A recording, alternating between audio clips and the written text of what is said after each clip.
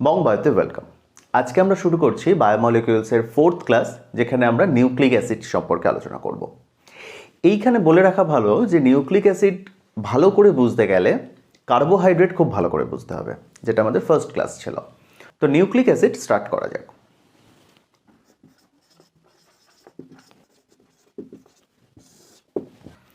এবার বিষয় হচ্ছে এই নিউক্লিক অ্যাসিড কি, তার ফাংশন কি, তার স্ট্রাকচার কীরকম, কোথায় থাকে, এগুলোই হচ্ছে আমাদের আলোচনার আজকের বিষয়। নিউক্লিক অ্যাসিড একটা ম্যাক্রোমলিকিউল এবং এইটা থাকে হচ্ছে সেলের মধ্যে। সাধারণভাবে এটা নিউক্লিয়াসের মধ্যেই থাকে, কিন্তু সব ক্ষেত্রে তা হয় না। যেমন ব্যাকটেরিয়াতে কোনো নিউক্লিয়াস নেই, অর্থাৎ সাইটোপ্লাজমেই থাকে।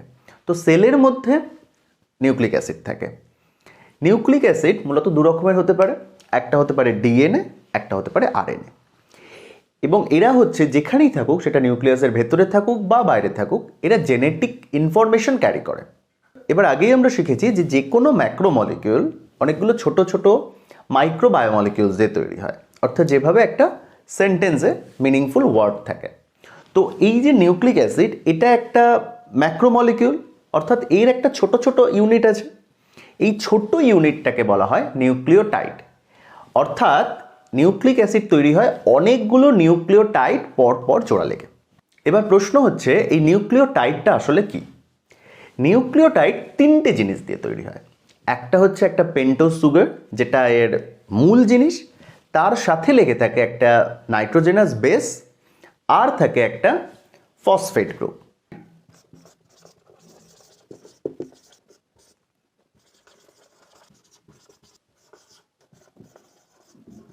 এবার এই প্রত্যেকটা জিনিস সম্পর্কে আমাদের জানতে হবে। এই যে পেন্টোজ সুগার, এই পেন্টোজ সুগারটা আসলে কি? এই পেন্টোজ সুগার হচ্ছে পেন্টা মানে 5, অর্থাৎ এমন একটা মনোস্যাকারাইড যেখানে 5খানা কার্বন আছে এবং তার নাম হচ্ছে রাইবোজ। সেটা কিরকম দেখতে?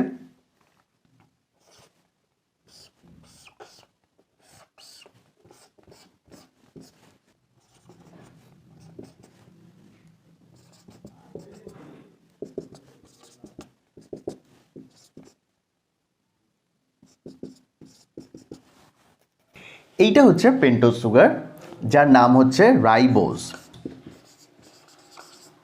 নিউক্লিওটাইডের পেন্টোজ সুগারটা যদি রাইবোজ হয়, তখন আমরা বলি রাইবো নিউক্লিওটাইড। আর সেই রাইবো নিউক্লিওটাইড দিয়ে যে নিউক্লিক অ্যাসিডটা তৈরি হয়, তাকে আমরা বলি রাইবো নিউক্লিক অ্যাসিড, অর্থাৎ আরএনএ। কিন্তু যদি এখানে এই 2 নম্বর পজিশনে, এটা 1 নম্বর পজিশন, এটা 2 নম্বর পজিশন, এটা 3 নম্বর পজিশন, এটা 4 নম্বর, এইটা 5 নম্বর কার্বন। তো এইখানে 2 নম্বর কার্বনটায় যদি অক্সিজেন না থাকে, তাহলে এখানে শুধু এইচ থাকবে। এই জায়গাটায় অক্সিজেন চলে যাচ্ছে, অর্থাৎ ডিঅক্সি। অর্থাৎ এই জিনিসটার নাম হবে তখন ডিঅক্সিরাইবোজ।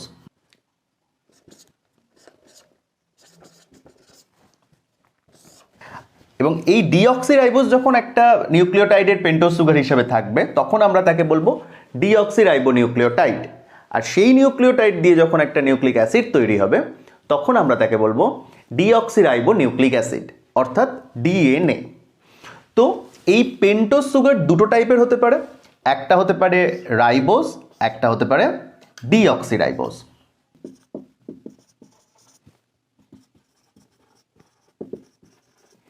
আর এর উপর ডিপেন্ড করেই নিউক্লিওটাইড বা নিউক্লিক অ্যাসিডটার তৈরি হবে, সেটা ডিএনএ হবে কি আরএনএ হবে।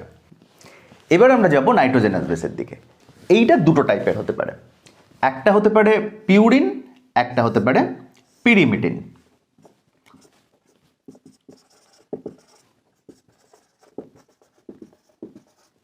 এবার এই পিউরিন আর পিরিমিডিনের মধ্যে ডিফারেন্স কি? পিউরিন আর পিরিমিডিনের মধ্যে খুব সিম্পল ডিফারেন্স। একটা স্ট্রাকচার, একটা কার্বন, হাইড্রোজেন, নাইট্রোজেন, এই দিয়ে একটা স্ট্রাকচার হয় যেখানে একটা রিং ফর্ম করে। পিউরিন আর পিরিমিডিনের মধ্যে ডিফারেন্স হচ্ছে পিউরিনে থাকবে ডাবল রিং, আর পিরিমিডিনে থাকবে হচ্ছে সিঙ্গেল রিং স্ট্রাকচার। অর্থাৎ পিউরিনের স্ট্রাকচারটা অনেকটা এরকম দেখতে হবে,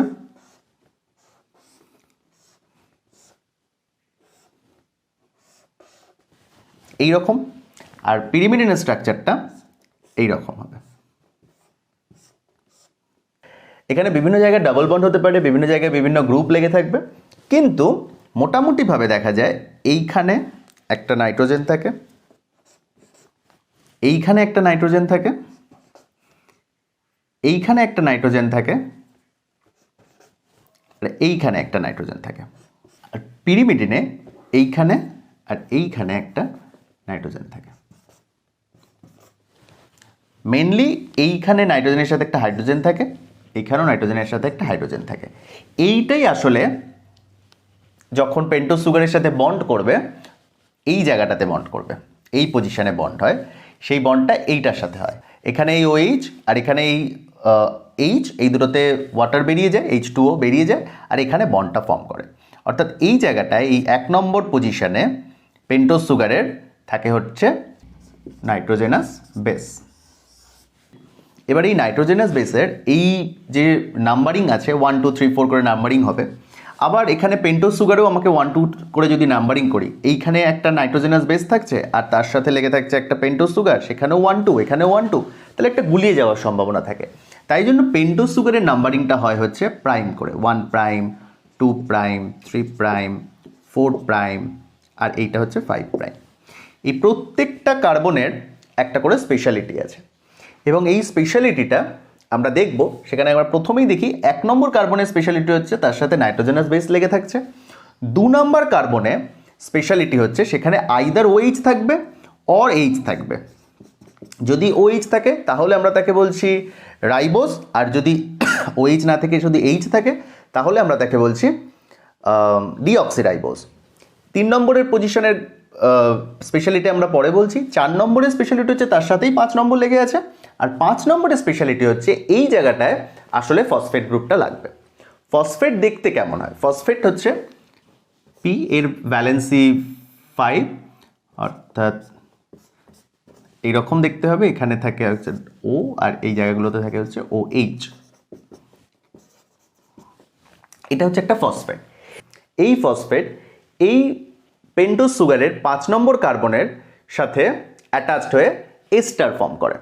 এখানে এই গ্রুপটার সঙ্গে যদি বন্ড হয় তাহলে এই জায়গাটা দেখতে কী হবে? এখান থেকে এই OH এর এই OH আর এখানের এই OH এর মধ্যে H2O বেরিয়ে যাবে, ফলে একটা O থাকবে আর তার সাথে বন্ডটা হবে এরকমভাবে।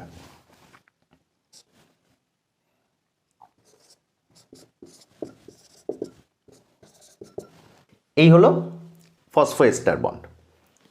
তাহলে এটা হলো টোটাল একটা নিউক্লিওটাইডের স্ট্রাকচার, যেখানে ব্যাকবোনে থাকবে হচ্ছে পেন্টোজ সুগার, তার সাথে 1 নম্বর পজিশনে লেগে থাকবে নাইট্রোজেনাস বেস, আর 5 নম্বর পজিশনে থাকবে হচ্ছে ফসফেট গ্রুপ। টোটাল জিনিসটাকে আমরা বলছি নিউক্লিওটাইড। আর যদি এখানে ফসফেট না থাকে, ফসফেট যদি না থাকে তাহলে যে জিনিসটা তৈরি হয় তাকে আমরা বলি নিউক্লিওসাইড। তো নিউক্লিওসাইড আর নিউক্লিওটাইডের মধ্যে ডিফারেন্স হচ্ছে নিউক্লিওসাইডের মধ্যে যদি ফসফেট গ্রুপ থাকে তখনই আমরা তাকে বলি নিউক্লিওটাইড। পিউরিনের এক্সাম্পল হিসেবে আমরা বলতে পারি অ্যাডেনিন, গুয়ানিন, আর পিরিমিডিনের এক্সাম্পল হিসেবে আমরা বলতে পারি থাইমিন, সাইটোসিন, ইউরাসিল। এবার এই ইউরাসিল আর থাইমিনের মধ্যে স্পেশালিটি হচ্ছে যখন ডিএনএ তৈরি হবে তখন থাইমিন থাকবে কিন্তু ইউরাসিল থাকবে না, কিন্তু যখন আরএনএ তৈরি হবে তখন কখনোই থাইমিন থাকবে না, ইউরাসিল থাকবে তার বদলে। এটা হচ্ছে মনে রাখার বিষয়। এই হলো একটা নিউক্লিওটাইড, আর এই নিউক্লিওটাইডগুলো পরপর জোড়া লেগে তৈরি করবে নিউক্লিক অ্যাসিড। কিন্তু সেটা কোথায় জোড়া লাগবে? অর্থাৎ এইরকমই আরেকটা নিউক্লিওটাইড যদি নিচে থাকে তাহলে সেটা এটার সাথে কোথায় অ্যাটাচড হবে? সেটা অ্যাটাচ হবে এই 3 নম্বর পজিশনে, যেটা স্পেশালিটি আমরা এখনও বলিনি। এই জায়গাটাকে আমরা পরিষ্কার করে নিই।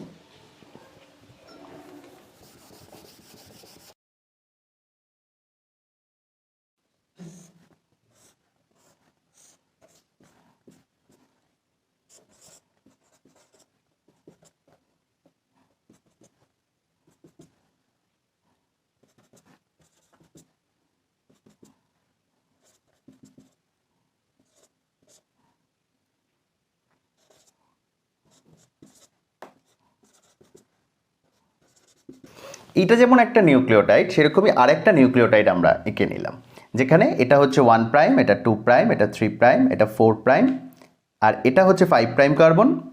এবার এই দুটো নিউক্লিওটাইড কোথায় তাদের মধ্যে বন্ড করবে। এই যে ফসফেট গ্রুপটা, এই ফসফেট গ্রুপের যে OH আর এই 3' কার্বনের যে OH, আগেরটার 3' কার্বনের OH আর পরেরটার ফসফেটের 5 নম্বর পজিশনে যে ফসফেট লেগে আছে সেই ফসফেটের OH এর সাথে বন্ড ফর্ম করবে। সেখানে বন্ডটা কিরকম দেখতে হবে, এখান থেকে ওয়াটার রিলিজ করবে আর বন্ডটা হবে এরকম।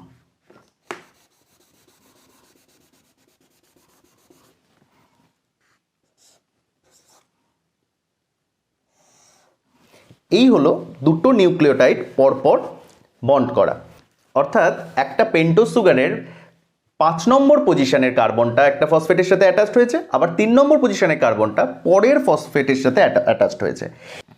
অর্থাৎ এখানে ফসফেট একবার পেন্টোজ সুগারের সাথে বন্ড করছে, একবার আগের পেন্টোজ সুগারের সাথে বন্ড করছে, সেই জন্য একে বলা হচ্ছে ফসফোডাইএস্টার বন্ড। এবার ঠিক এর আগে যদি একটা নিউক্লিওটাইড থাকতো তাহলে সেটা এই গ্রুপটার সাথে বন্ড করতো। অর্থাৎ যখনই আমরা দেখব এরকম পরপর করে যখন একটা নিউক্লিওটাইডের চেন তৈরি হবে তখন দেখা যাবে সবসময় ওপরের দিকে এই 5' পজিশনটা একটা পজিশন সবসময় ওপেন থাকছে, আর নিচে একটা 3' পজিশনটা এখানে, এটা যেমন এখানে 3' পজিশন, এই জায়গাটা সবসময় ওপেন থাকছে। অর্থাৎ একটা নিউক্লিওটাইডের চেন যদি এরকমভাবে তৈরি হয় সেটা সবসময় 5' থেকে 3' ডিরেকশনে তৈরি হবে, এবং 5'টা একদিকে ওপেন থাকছে আর একদিকে থাকছে 3'টা ওপেন। যেহেতু এখানটা 5', এই জায়গাটাকে আমরা বলছি 5' আর এইটাকে আমরা বলছি 3', এরকম লম্বাভাবে পরপর অ্যাড হতে থাকবে।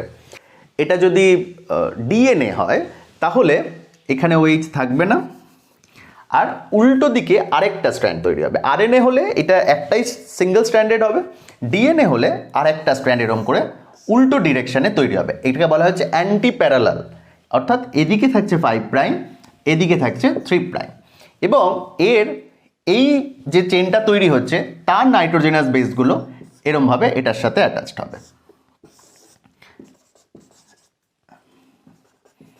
এবার এই যে নাইট্রোজেনাস বেসগুলো থাকছে এইটার আর এইটার আগেরটার দুটো স্ট্র্যান্ডে, তাদের মধ্যে বন্ড ফর্ম করবে। নাইট্রোজেনাস বেস যেমন সেটা অ্যাডেনিন, গুয়ানিন, থাইমিন, সাইটোসিন ইত্যাদি হতে পারে, কিন্তু দেখা যাবে সবসময় পিউরিনগুলো পিরিমিডিনের সাথে বন্ড করবে। সেই বন্ডটা কিরকম হবে, অ্যাডেনিন থাইমিনের সাথে ডাবল বন্ড করবে আর গুয়ানিন সাইটোসিনের সাথে ট্রিপল বন্ড করবে। অর্থাৎ এখানে যদি নাইট্রোজেনাস বেসটা অ্যাডেনিন হয় তাহলে এখানে অবশ্যই নাইট্রোজেনাস বেসটা থাইমিন হতে হবে, আর এখানে যদি নাইট্রোজেনাস বেসটা গুয়ানিন হয় বা সাইটোসিন হয় তাহলে এখানে অবশ্যই সেটা হবে হচ্ছে মানে অপোজিট, গুয়ানিন হলে সাইটোসিন এদিকে বা সাইটোসিন হলে এদিকে গুয়ানিন, এবং সেখানে হবে হচ্ছে ট্রিপল বন্ড পড়বে। এই বন্ডগুলো অবশ্যই হাইড্রোজেন বন্ড। অর্থাৎ এইভাবে DNA এর একটা স্ট্র্যান্ড তৈরি হচ্ছে আর অ্যান্টিপ্যারালালি আরেকটা স্ট্র্যান্ড তৈরি হচ্ছে এবং নিজেদের মধ্যে বন্ডিং হচ্ছে, আর সেই থেকে একটা DNA টোটাল স্ট্রাকচার তৈরি করছে। ওয়াটসন অ্যান্ড ক্রিক এই DNA স্ট্রাকচার কীরকম হবে সেটা সম্পর্কে বলে গেছেন। তারা যেটা দিয়ে গেছেন সেটা হচ্ছে DNA এর মডেল। এবার তারা তাদের মডেলে কি বলছেন, এই যে DNA যেটা তৈরি হবে সেটা দুটো পলিনিউক্লিওটাইডের চেইন দিয়ে তৈরি হবে। পলিনিউক্লিওটাইড কি, এই যে একটা নিউক্লিওটাইড, এগুলো আবার পরপর অনেকগুলো নিউক্লিওটাইড পরপর লাগছে, তাই এটা একটা পলিনিউক্লিওটাইডের চেন। এরকমভাবে এদিকেও আরেকটা পলিনিউক্লিওটাইডের চেন আছে, তো দুটো পলিনিউক্লিওটাইডের চেন থাকবে।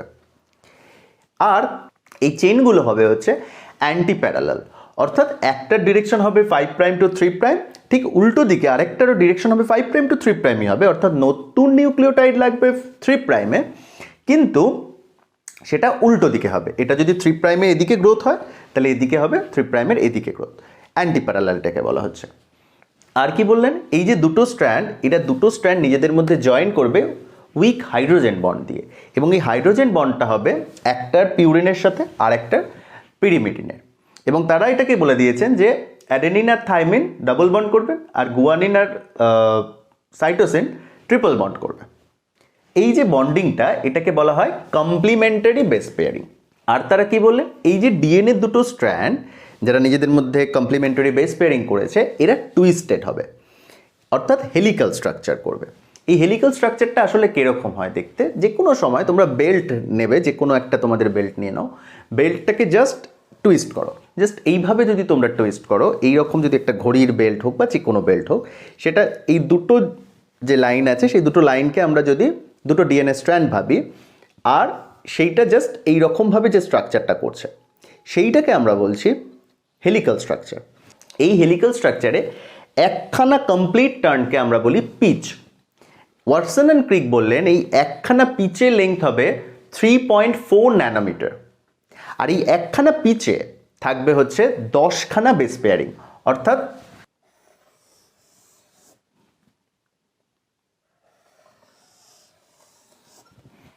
এইরকম একটা হেলিক্যাল স্ট্রাকচার তৈরি হবে এবং এখানে বেস পেয়ারিং থাকবে,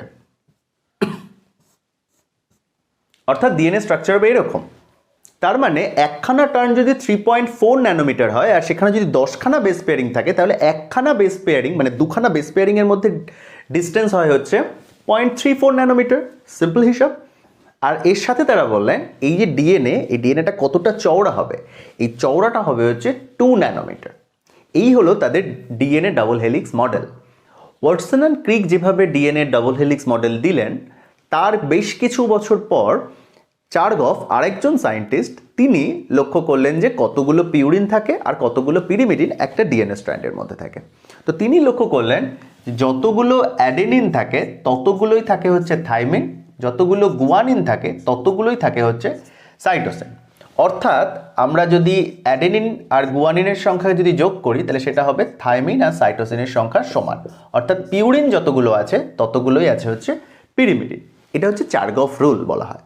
তো এটা খুব ইম্পর্ট্যান্ট, অনেক সময় দেওয়া হয় যে কতগুলো অ্যাডেনিন আছে কতগুলো থাইমিন আছে এগুলো বার করতে দেওয়া হয়। তো এই জিনিসটা, এই সূত্রটা জানলে সে অঙ্কগুলো খুব সহজেই করা যায়। তো এই হলো আমাদের নিউক্লিক অ্যাসিডের পুরো ব্যাপার। মোটামুটিভাবে আমরা ডিএনএর ওপর বেশি কনসেন্ট্রেট করলেও আরএনএ হচ্ছে নিউক্লিক অ্যাসিড, সেখানে কিছু ডিফারেন্স আমাদের জেনে রাখা প্রয়োজন। সেখানে মূল ডিফারেন্স হচ্ছে ডিএনএ স্ট্র্যান্ড যেমন ডবল হেলিক্যাল, একটা হেলিক্যাল স্ট্রাকচার হচ্ছে ডবল স্ট্র্যান্ডেড হয়, কিন্তু আরএনএ হয় হচ্ছে সিঙ্গেল স্ট্র্যান্ডেড। আর এই সিঙ্গেল স্ট্র্যান্ডেডের এই ব্যাকবোনে যে পেন্টোজ সুগারটা থাকে সেটা আরএনএর ক্ষেত্রে অবশ্যই হবে হচ্ছে রাইবোজ, ডিএনএর ক্ষেত্রে হয় ডিঅক্সিরাইবোজ। আরেকটা জিনিস যেটা নাইট্রোজেনাস বেসে যে ডিফারেন্সটা থাকে সেটা হচ্ছে যে ডিএনএতে থাইমিন থাকে আর এই আরএনএতে থাইমিনের জায়গাতে থাকে হচ্ছে ইউরাসিল, অর্থাৎ সেখানে যখন ইউরাসিল থাকবে সে কিন্তু যদি বন্ডিং করে, বেস পেয়ারিং যদি কখনো করতে চায় তাহলে সে অবশ্যই অ্যাডেনিনের সাথে করবে। আরেকটা ডিফারেন্স আমরা বলতে পারি সেটা হচ্ছে যে ডিএনএ হচ্ছে জেনেটিক ইনফরমেশন ক্যারি করছে হচ্ছে জিন থাকে ডিএনএর মধ্যে, কিন্তু আরএনএর মধ্যে কোনো জিন থাকে না। কিন্তু ভাইরাস, অনেক আরএনএ ভাইরাস যেমন করোনা হোক বা এইচআইভি হোক, এদের ক্ষেত্রে আরএনএ কিন্তু জেনেটিক ম্যাটেরিয়াল হিসেবে কাজ করে। আরএনএর অনেকগুলো টাইপ হতে পারে, তার মধ্যে 3টি ইম্পর্টেন্ট টাইপ হচ্ছে এমআরএনএ, আরআরএনএ আর টিআরএনএ। এই এমআরএনএ থেকেই মূলত প্রোটিন সিনথেসিস হয়, যেটা আমাদের ক্লাস 12-এর বিষয়। আর সেখানে টিআরএনএ এসে অ্যামিনো অ্যাসিডগুলোকে অ্যাটাচ করে, আর আরআরএনএ দিয়ে তৈরি হয় হচ্ছে রাইবোজোম। তো এই হচ্ছে আমাদের নিউক্লিক অ্যাসিডের বেসিক কিছু আইডিয়া, যেটা নিয়ে আমরা আজকে আলোচনা করলাম। এখানে একটা জিনিস বলে রাখা খুব ইম্পর্ট্যান্ট, সেটা হচ্ছে নিউক্লিক অ্যাসিড তৈরি হচ্ছে বেস দিয়ে, নাইট্রোজেনাস বেস, অথচ আমরা তৈরি করছি নিউক্লিক অ্যাসিড। এটা কি করে সম্ভব? এটা সম্ভব এই ফসফেট গ্রুপের জন্য। তো এইভাবে আমরা আজকে নিউক্লিক অ্যাসিডের সম্পর্কে একটা বেসিক আইডিয়া পেয়ে গেলাম। এর পরের ক্লাসে আমরা এনজাইম সম্পর্কে আলোচনা করব। Thank you.